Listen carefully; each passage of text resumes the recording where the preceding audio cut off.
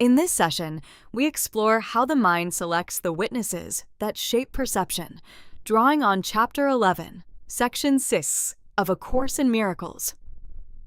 We will examine the inner architecture of thought and see how our choices determine whether we experience conflict or peace in our daily relationships.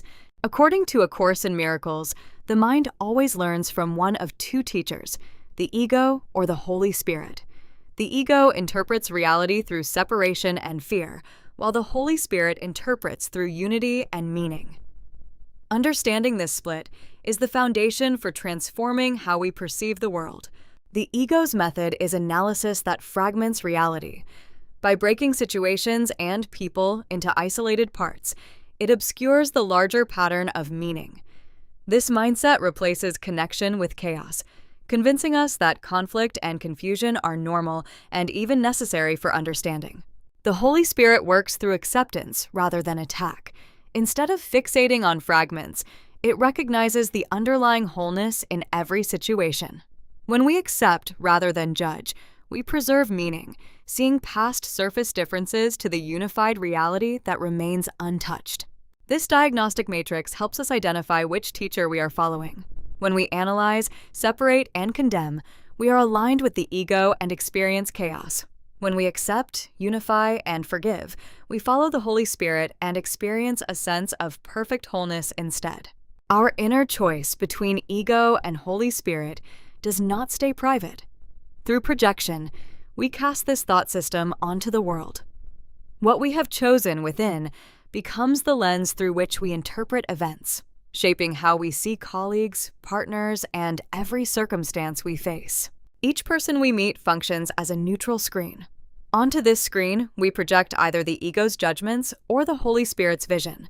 Once projected, that person appears to confirm our inner choice, serving as external proof that our underlying view of reality is correct. When we approach others with suspicion or attack, we evoke false witnesses. They tend to respond defensively, mirroring the hostility we sent out. This reaction then seems to validate the ego's story that people are dangerous or untrustworthy, reinforcing a cycle of fear and blame.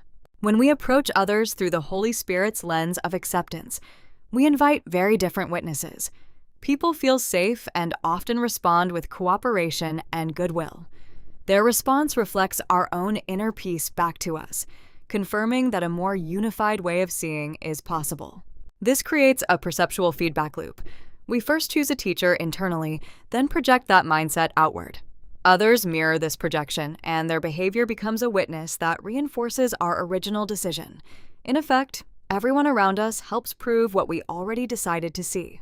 Ultimately, the external world functions as an echo of our own mind.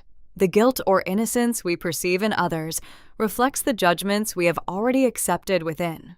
Recognizing this mechanism shifts responsibility from circumstances back to our own decision about how we want to see. Mutual release occurs when we consciously choose to see the Christ or inherent worth in another person. By withdrawing our projections of guilt, we free them from our judgments. At the same time, we free ourselves from the ego's narrative, opening space for shared trust and peace. These two loops describe the architecture of our reality. The ego's loop begins with choosing attack and ends in ongoing imprisonment. The spirit's loop begins with choosing acceptance and leads to forgiveness and mutual release. Our experience changes the moment we choose a different teacher. A Course in Miracles summarizes, every brother becomes a witness, either for Christ or for the ego, depending on what we choose to see in them. Because perception follows choice, everyone we meet ultimately confirms what we most want to believe about ourselves and about reality.